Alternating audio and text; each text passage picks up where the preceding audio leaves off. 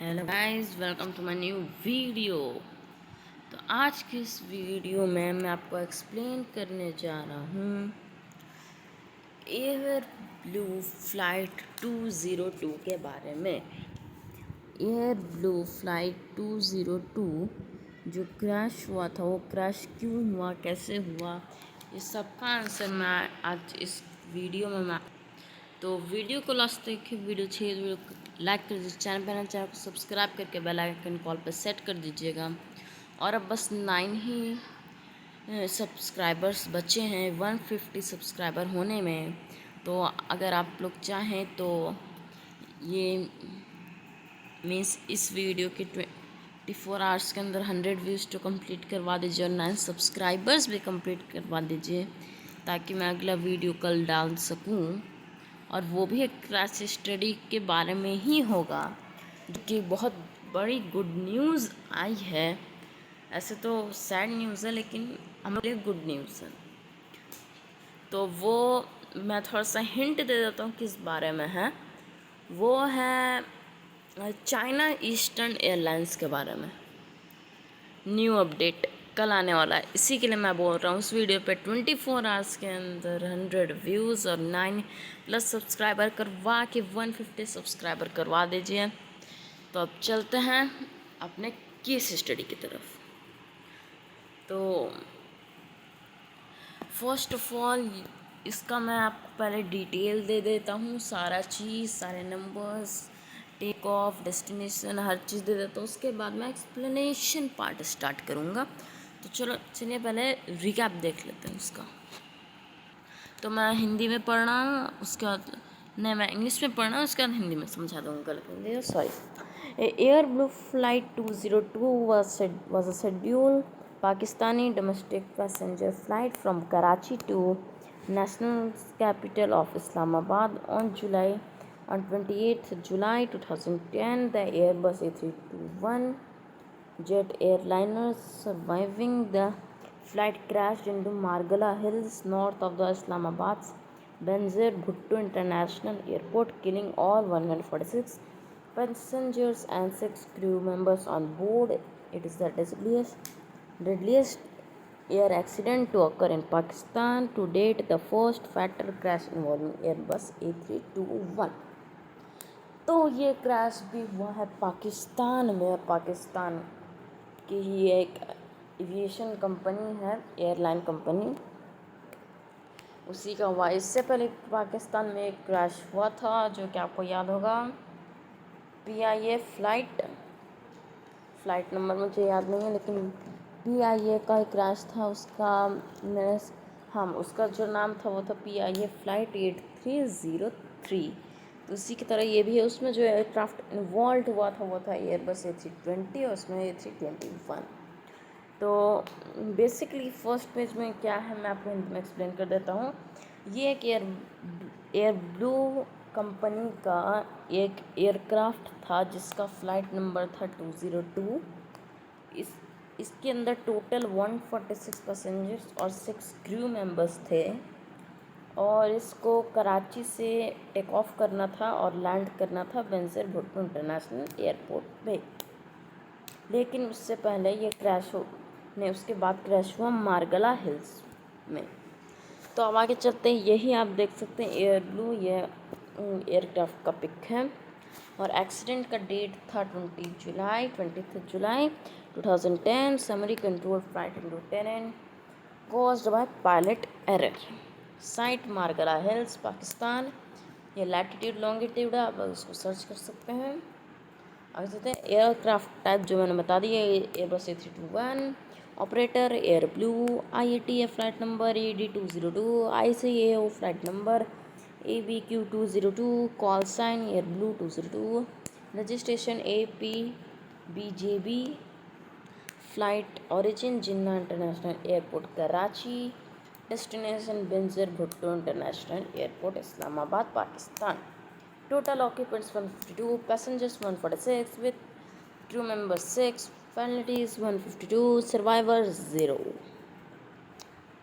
5 word में मैंने आपको पूरा ये शॉर्ट में एक्सप्लेन कर दिया। मैं आपको एक्सप्लेन करूँगा डिटेल में। तो अब चलते हैं हम लोग अपना केस स्टडी, इन्वेस्टिगेशन और पूरे एक्सप्लेनेशन पार्ट पे।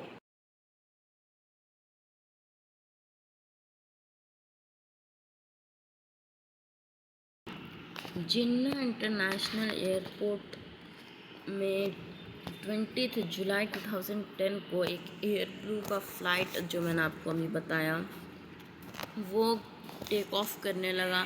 ये भी देख सकते हैं एकदम सेम मॉडल है, बस लिवरी अलग है। तो यही मॉडल यही है, एयरबस A321। तो इसी मॉडल का एक प्लेन टेक ऑफ किया, एकदम सही से टेक ऑफ किया ये। और इस प्लेन के कैप्टन थे इकबाल चौधरी और फर्स्ट ऑफिसर मुर्तज़ा अहमद। और इसका जो टेक ऑफ का टाइम था वो था 1:41।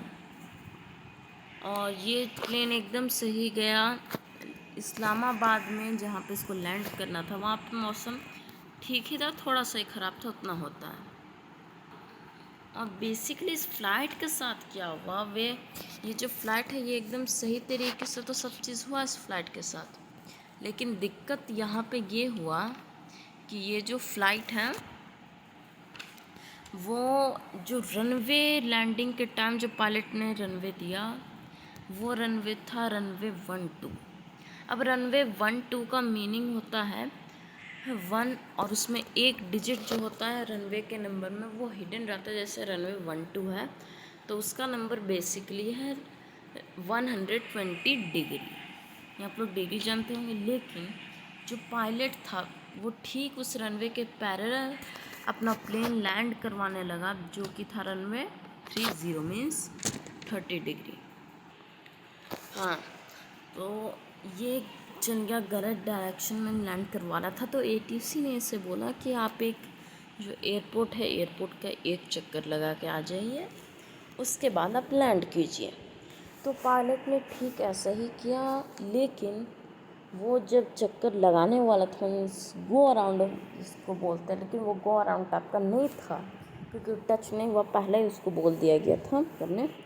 तो एक टाइप से उसमें जी गो अराउंड ही हुआ है। तो वो पूरे एयरपोर्ट का चक्कर लगाने गया, पर वो जो है धीरे धीरे उसका एल्टीट्यूड जो है वो डाउन होने लगा, डाउनफॉल हो गया एल्टीट्यूड में। ATC ने पायलट को वार्निंग दिया कि आप बहुत लो एल्टीट्यूड पे हैं। एयरक्राफ्ट में बहुत सारे अलार्म्स बजने लगे, पर तब तक बहुत लेट हो चुका था शायद से, और प्लेन जो है पूरा क्रैश हो गया हिल में, मार्गला हिल्स जो नाम है उनका। तो बेसिकली यहाँ पे था क्या कि यहाँ पे हम लोग को बहुत सारा चीज़ देखने को मिलता है। पहला पॉसिबिलिटी हम लोग रख देते हैं इंजन फेलियर का।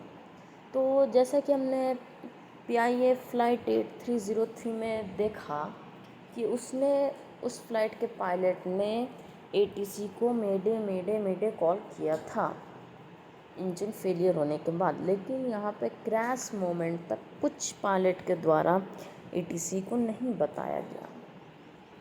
तो ये पहला पॉसिबिलिटी तो गलत हो गया इंजन फेलियर का। तो इसके बाद और कोई पॉसिबिलिटी यहाँ पे हो नहीं सकता था, क्योंकि एक इंजन फेलियर ही यहाँ पे पॉसिबिलिटी हो सकता है। और अब आगे चलते हैं, अब आगे क्या हुआ। तो आगे जब एक क्रैश हुआ उसके बाद ब्लैक बॉक्स को ढूंढ लिया गया हिल में। देखने जहाँ पे क्रैश हुआ था उसको तो दूर से देखा जा सकता था, पर वहाँ पे बहुत डेंस फॉरेस्ट था, डेंस फॉरेस्ट विद ट्रीज, तो वहाँ पे उतना अच्छे से देखा नहीं जा सकता था। तो लेकिन फिर भी आर्मी हेलीकॉप्टर्स गए, हेलीकॉप्टर से रोप के सहारे आर्मी के जो पर्सन्स होते हैं वो सब उतरे, सब चीज़ किए। लेकिन जैसा कि आप लोग को पता होगा कि क्रैश में ज़्यादा लोग नहीं मरते हैं, क्रैश के बाद जो प्लेन में आग लगता है उससे मरते हैं। वहाँ भी ठीक ऐसा ही हुआ। उसके बाद ब्लैक बॉक्स को ढूंढ लिया गया। फिर क्योंकि पाकिस्तान में उतना टेक्नोलॉजी डेवलप्ड नहीं था, इसलिए उसको कहीं और भेजा गया डिकोड होने के लिए। तो उसमें 1 साल से भी ज़्यादा का टाइम लग गया। लेकिन जब उसका रिपोर्ट आया तो सब कोई इस रिपोर्ट को देख के हैरान था, क्योंकि उस रिपोर्ट में कुछ ऐसा चीज़ था जो कोई एक्सपेक्ट भी नहीं कर सकता है। फ्लाइट में जो कैप्टन और को पायलट का बात हुआ, जो CVR रिकॉर्ड किया, ब्लैक बॉक्स में 2 बॉक्स होते हैं, एक CVR कॉकपिट वॉइस रिकॉर्डर और एक FDR फ्लाइट डाटा रिकॉर्डर। तो कॉकपिट वॉइस रिकॉर्डर ने जो खुलासा किया उसमें ये था कि पायलट जो थे, दोनों पायलट्स, तो जो कैप्टन थे वो को पायलट को बहुत ज़्यादा डिस्क्रिमिनेट कर रहे थे और उसका जो सेल्फ कॉन्फिडेंस होता है उसको बहुत ज़्यादा लो कर दिए थे। बेसिकली अगर फ़्लाइट में कोई पायलट अपना एक्सपीरियंस शेयर करता है तो वो बहुत अच्छी बात होती है, लेकिन कोई अगर डिस्क्रिमिनेट कर रहा है तो वो बहुत बुरी बात होती है। तो यही डिस्क्रिमिनेट किया उसने और उसके वजह से बहुत कॉन्फिडेंस लो हो गया और पूरे फ़्लाइट के दौरान फर्स्ट ऑफिसर ने कुछ नहीं बोला, चाहे कैप्टन कितना भी गलत डिसीज़न ले ले। तब हुआ कि जब गो अराउंड होने लगा तो जैसे आप लोगों ने देखा होगा लुकला इंटरनेशनल एयरपोर्ट में, इंटरनेशनल लुकला एयरपोर्ट में एक साइड से लैंडिंग होता है क्योंकि वहाँ पे माउंटेन्स हैं। यहाँ पे माउंटेन्स था इसलिए यहाँ की गो अराउंड का रेडियस थोड़ा कम था। तो फिर भी तो पायलट ने किया क्या, को अपने को पायलट जिसका कॉन्फिडेंस बहुत लो था उसको बोल दिया कि आप जो है, मतलब उसको बोल दिया कि गलत रीडिंग डाल देने। वो एक होता है स्क्रीन, मैं आपको भी दिखा देता हूँ, एक मिनट, ये इस जगह पे ये एक मॉनिटर टाइप डिस्प्ले होता है जहाँ पे आप सब चीज़ कर सकते हैं। मीन्स एयरक्राफ्ट को जो भी कंट्रोल होता है वो सब डाल सकते हैं। तो उसमें जो है गलत इन्फॉर्मेशन, गलत पाथ डाल दिया गया। प्लेन जो उस टाइम था वो था NAV मोड में। इस मोड में जो प्लेन था उसमें 2 चीज़ होते हैं, FMC पाथ, FMC मोड और HDG मोड।